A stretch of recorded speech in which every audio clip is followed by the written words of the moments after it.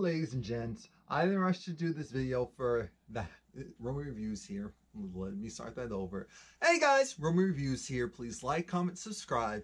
This is my review for the haves and the have-nots. I'm calling this season 6. You can call it season 5. It's episode 17. That's all really matters. The Broken Washer. Now, the episode, this one, again, it was kind of tying a couple of things together, so I wasn't super amped or excited. I mean, the episode actually started with a 1 minute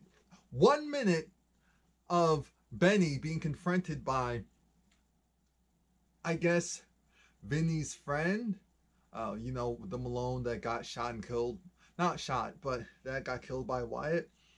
And so I said, I see where this is going.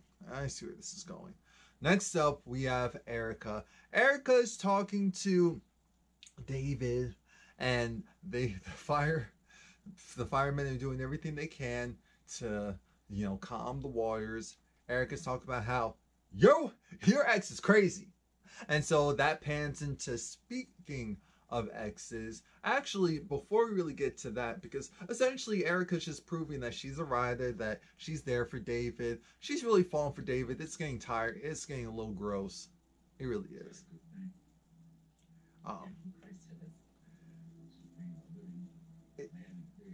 It's this cute tongue-in-cheek thing of theirs of, oh, I'm in your house. Yes, you are.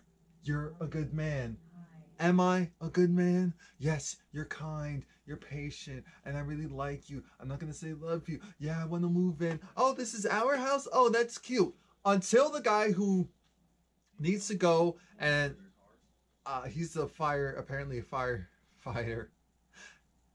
Wants David to sign something, looks at Erica and says, "Hey, Erica." I looked at this like,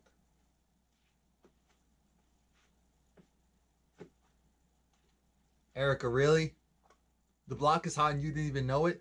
That look in your face confirms that you didn't even know the block was hot for you. Oh, this woman.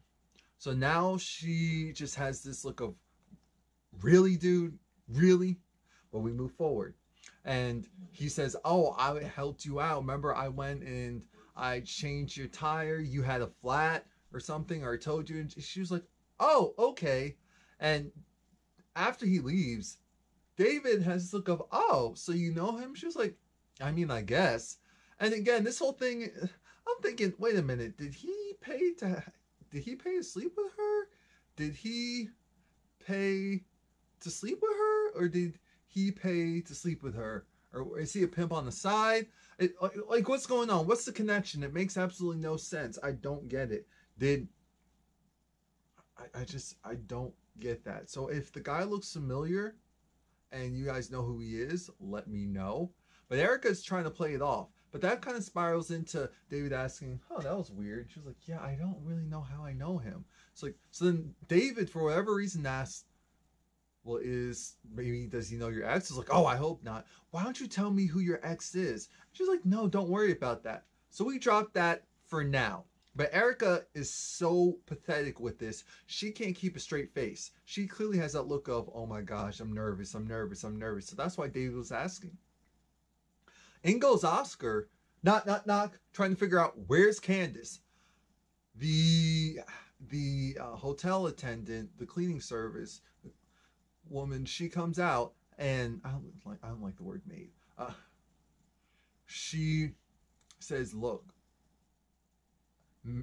Miss Candace, or Miss Harrington, not Miss Harrington, Miss Young, she's been out of this room for like a day or so, or she left it last night. Candace is looking through the peephole across from where her original room is. So now that Oscar goes and leaves, she naturally gets a call from Veronica. Originally, I thought that maybe it was Oscar trying to see if she was still in the hotel. But no, it's Veronica. And Veronica's pissed. Veronica wants to go and talk to Candace, and wants to talk to Candace in public. And it's like, I can't be seen in public. Veronica pulls the whole, don't make me go and mess with your money. So Candace essentially says, fine. I'm at the Artesian. Meet me downstairs. Fine. Sarah gets a call from Jim. Sarah is the woman who Jim is sleeping with, even though she doesn't want to sleep with him. But she gives me mixed signals. I believe at the end of the day she doesn't want to, but a sadistic side of her kind of likes this. Because she always just has that look of, I'm only doing this because you want me to. But I don't know why. That's just what I get. Either way, Jim's still trash for this. Jim wants her to come over to his hotel room and, you know, to wear something nice because he has some plans for her. He's disgusting as ever. This is when Catherine comes in and she's back. Essentially tells Jim what Jim already knew. Wyatt hates them and it was a waste of time. And now they have to figure out what, because now there's too many dead bodies. There's too many dead bodies. And Jim's essentially saying, look, we need to make nice with Veronica. We need to make sure that she's cool. Don't do anything. Don't say anything. Because she can link you back to Jennifer Salson. So whatever you do, don't get too froggy. And then it gets to the usual Jim and his sexual proclivities and how Catherine is disgusted and perturbed because now he's going to go and sleep with who's and what's to make sure that their deal gets done. Whatever. Veronica's pre-gaming at the hotel. She was drinking all to herself. So she's there. She's like, hey! Because here comes Candace trying to act like she can't be seen wearing this hat. Even she said, Candace, you're one of the few black people that doesn't work there. You're going to stand out regardless. Candice is trying to talk to Veronica, but Veronica's like, hey! Oh, girl, Erica. That girl Erica, right? She is a mess. How dare she fall in love with him? Candace is looking at Veronica like, no, Erica's not in love with David. Of course she is, because he's David. And this is where Veronica finally professes her love for David. And that she's upset that David left her. And that she wants to get him back. She wants Erica to dump him. And then she wants Erica out on the curb. She wants Erica to be treated like trash. She wants her to be humiliated. I'm thinking Candace has no issues with that because Candace is just stringing her along right now. So that's fine there. In the corner of our eye, bartender Rocky is there trying to eavesdrop. He's like, oh, well, first Veronica kept asking for a different drink. Why'd you bring me this? I don't want wine. I don't want beer. Martini. Martini. What is wrong with you? So then she finally gets that. She doesn't like the martini. Rocky is trying to clean the table. Again, eavesdrop. And while Candace is trying to get her to just be chill. Shh. Shh. Shh. Oh! That's what Veronica was doing the entire time. It was funny. See, that's the thing. Veronica's evil. She is trash and tragic, but she is funny. She's ignorant. That's what it is. She's ignorant. So Candace agrees, okay, let me go and figure a couple of things out, make a couple of calls. You just go and chill. Don't make the block hot. Don't go mess anything up for me. And I'll go and make sure things are okay for you. Hanna has a heart-to-heart with Melissa because Melissa, she's cleaning up. She's trying to, help out. And Hanna wants to see what's Melissa's goal. What's up with her? Melissa essentially is depressed. We know she's depressed and she just feels like Veronica took everything away from her. She felt like she was actually a good person before that. And now she just did so many terrible things in order to go and make a way for herself. And she doesn't feel like she can get back to that. But Hanna tells her, look, my refuge was church and work. If I wasn't at one place, I was at the other. Melissa definitely had to look up, and Hannah's like, I know, but it can really do wonders. Look, honey, I'll still pray for you regardless. But come on, what are things you know? What can you do? And Melissa said, I was a student, I was pre-law and also I think nursing. I'm thinking, so is everyone law here? Is that how everyone gets roped into these families, the Harringtons and the Criers and nursing? Well, Hanna tells her, why can't you go back to school? Melissa says, because I don't have any money. What about that money that you showed me? It's not enough for tuition. Well, what about student loans? Oh yeah, I guess I can do. Melissa is lost. And when you're lost, obvious things that could help you out, that could possibly make a way for you, aren't so obvious. And that's the thing with Melissa. Melissa needs guidance. Hanna is there to help her. And then Hanna gets a call. And I said, oh, I wish that Hanna and Candice weren't so bullheaded, because I know it's all about you have to be open to it, but this is the relationship that I feel like Hanna always wanted with her own daughter. But she let her ways get in the way of that. Now we have Hanna talking to Derrick, and he's like, oh, well, I have a problem. I can't stop thinking about you. Just being corny as ever, and it's working on Hanna. And they're gonna go to the beach. He invites her to the beach, and she says, that sounds nice. He has a place down there. Said, oh, are we gonna christen that place? So that's what it sounds like. He then gets a call from a drunk Veronica saying that, oh, her washer is broken, he needs to come over. So he's gonna come over, but as soon as I saw it was Veronica, I already knew that she was going to try some shenanigans. I already knew she was going to try some foolishness, and I already knew that there was going to be something with him. All of these characters are marred with some type of ilk. Something. Rocky, well, I think his name is RJ, maybe? Whatever his name is. The black dude. The new black dude or swirly dude, whatever he is. He's on the show. He's Rocky's right hand at this point, and he's trying to help out Gia. Because Gia said, I don't know who's FBI. He said, I know who's FBI. Don't worry about it. I got it. And RJ's pissed because he's trying to figure out, oh, we can do this without Candace? Are you sure? He clearly doesn't have any faith in the person who... Actually, apparently Candace was the one who approved. So maybe that's why it almost seems like he still has some type of loyalty to her. And we'll see in the next episode what I'm talking about right now. Oscar wanted to go and get a drink. And that's when Rocky decided, oh yeah, I know Candace. I know she took some money from you. And I know how she did it. She had someone go and take pictures of all your passwords. And that's how she got into the accounts. So yeah, she's the one that has the money. And I know what room she's in too. 30 something. And he's like, why are you helping me? Well, Candace is a B. I said, okay, that's true. And she screwed me over. I said, no, she didn't screw you over. This isn't the case where she promised you something even though she knew she was getting a lot more. No, she asked you to do something. You were willing to do it. That's all that happened here. This isn't a war situation where she lied about how much money she got and she ended up giving you such a meager percentage to do something so illegal. After that, we see Sarah's there. She wants to get a drink. Actually, she wants to get 3.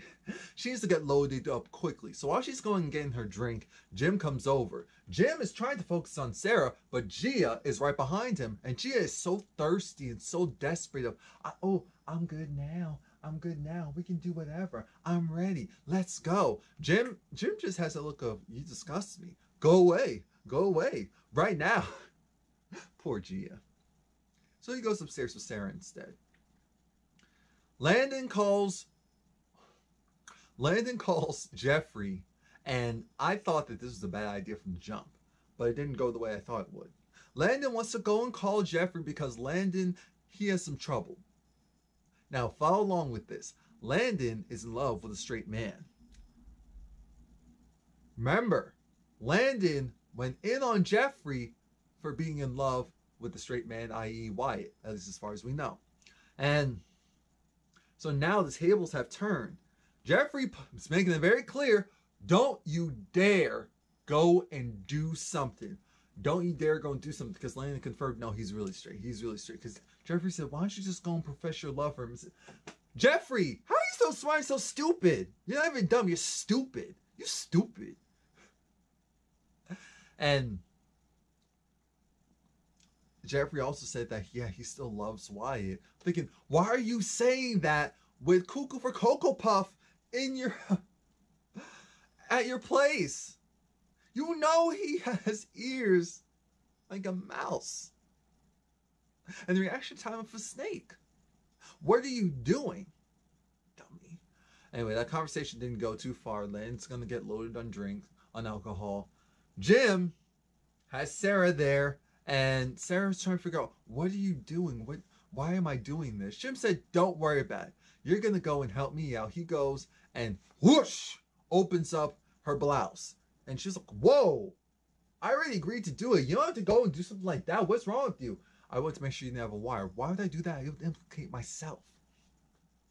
But Jim wants her to grovel and beg for it. Beg for something that she doesn't really want, but she probably does a little bit. I can see her having a sadistic side. She definitely has that playgirl flirtiness and this is what you want type of thing. She does. She really does. Now, while she's on her knees crawling to Jim, disgusting thought, Wyatt calls Jeffrey, and Jeffrey is in bed with Justin. See how messy this is? Wyatt's over it because Wyatt's saying, look, I need your help. I need your help. My parents are trash. Where are you? And Wyatt said something, and Jeffrey had to say, you were able to call me. So clearly I'm out. And that's when Jeffrey realized, are you on the stuff? It doesn't matter if I'm on the stuff. It doesn't matter if I'm on the stuff. What matters is you need to come here, you need to come here, you need to help me out. Jeffrey's looking at his phone thinking, I can't help you out. Yes, you're my friends. Yes, I have love for you. But I can't just go and help you out when you're acting like that, when you're on the sauce. That's what I didn't agree to. Wyatt hangs up. Of course, Justin's awake. Justin's awake and Justin's pissed. Justin's like, oh, you're going over there. If you're going over there, then I'm going over there. Jeffrey said, no, you're not, because it's going to cause a problem. Let's be very clear. Then grabs Jeffrey, and Jeffrey gives him that look of, really? We're still doing this? Yes, Jeffrey, we're still doing this. And what ends up happening is Justin says, look, you're mine. You're mine. I love you. We're together. That's it. And if anyone has a problem with it, trust and believe. Hers, and him. They'll all be killed. They'll all be capped. And there's nothing that any of you can do about it. That's it. We don't respond well to threats. That's something we do not respond well to. Don't play that game, because you don't want. And that's what Jeffrey said. Don't you ever go and say something like that, because like I said, Justin said that he'll kill Wyatt, he'll kill Jeffrey, and then he'll kill himself. Jeffrey said, now you're crossing the line. Not trying to rape or molest me behind the police, doing it to someone else. You know, basically blessing me while we were in jail. That wasn't crossing the line, but that was crossing the line. I will never speak to you again if you do that. Speak. What about touch? I wanted to see you. Jeffrey is trash. Wyatt is trash. Veronica is trash. Now, speaking of Veronica, Veronica is over there trying to seduce Derrick because Derrick comes over the house. Veronica says, oh yeah, no, there is no washing machine. That's fine. She's going there rubbing up on Derrick. I said, Derrick, you're letting her do a little bit too much. You clearly look like you don't want it. But you also have that look of it's been a while type of thing. And apparently they had a fling. And I'm sure it was more than a fling. A while back. And she was with David, so, but the thing is, Veronica likes controlling men. She likes physically fit black men that she can wrap around her finger and that defy her every once in a while. And so that's why she helped Benny, and that's why she apparently helped Derrick change his life, get a job. She also had her other girlfriends hire him. She did a lot for him. And they had sex in return because he was in jail. And he essentially said, no, I'm not doing this with you. I'd rather go to jail than do this with you. I said, well, you already kind of allowed her to kiss you. So you were thinking about... What wet up my green screen? So you were clearly thinking about, what's the worst? So... Oh, Hannah, there's always something, always something. Jim, apparently he was done with Sarah, and he tells Sarah, here's how this works. I'm either going to go, I'll go and expose you, or you go and get the evidence, the bullets. You need to go and get the bullets, because they match the bullets to the same bullets that were used to kill Amanda. And so she's trying to figure out how she's going to do that. And Jim even kisses her again. I'm thinking, what is wrong with you? Last thing is Benny. Benny was dealing with, I don't know if he's a Malone as well or not, but the guy who called the cops. And it's been an hour, so he's been holding this gun at Benny for a while. He's shaking because, one, I'm sure he's afraid. He definitely looks like the bigoted racist type from what he was saying, because he didn't actually see Benny kill the person, but he was like, oh yeah, he definitely did. And he was saying everything he needed to say while he was on the line with the police. No, they said that's how he did it. So now they can probably take those recordings and say the person who called in the murder, the killing, he was saying all of these things, and even though the other person said no, he didn't, this is what the other guy who came there and actually called it in said. Now Benny sees an opening because the guy was like, watch, the Malones are going to kill your whole family, they're going to do this, they're going to do that. Benny decides, forget this, and then he goes, lunges forward and tries to go after this guy. So that's it. Please like, comment, subscribe. Come back next week. Told you it was a filler transition episode.